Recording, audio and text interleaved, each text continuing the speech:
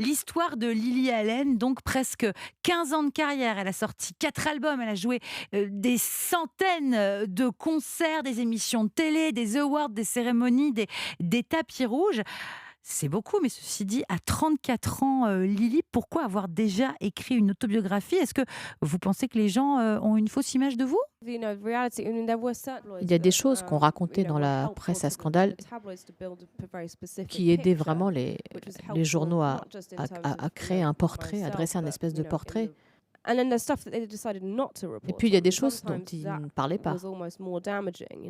Et ça, souvent, c'était pire. Parce que tellement de choses de ma vie ont été commentées. Les gens pensaient savoir tout, puisqu'on en parlait tout le temps. Et tout ça, c'est très bien. Mais quand des choses plus graves m'arrivaient, par exemple, j'avais quelqu'un qui me suivait et qui rentrait chez moi au milieu de la nuit. On pense que son intention était de me tuer. Il a fini par aller en prison. Et tout ce processus a duré 6 ou 7 mois.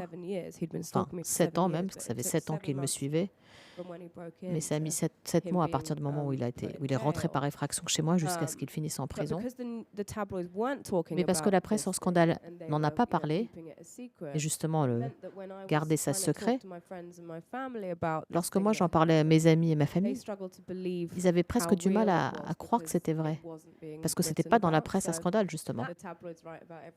Alors c'est vrai que je me plains lorsque la presse à scandale publie tous les détails de ma vie, mais je me plains aussi lorsqu'ils ne parlent pas des choses importantes et graves. Non, et j'habite toujours dans la même maison. Et puis il va bientôt sortir de prison. Et je ne suis pas dans une position financière qui me permet de déménager pour le moment, donc non, je ne me sens pas en sécurité.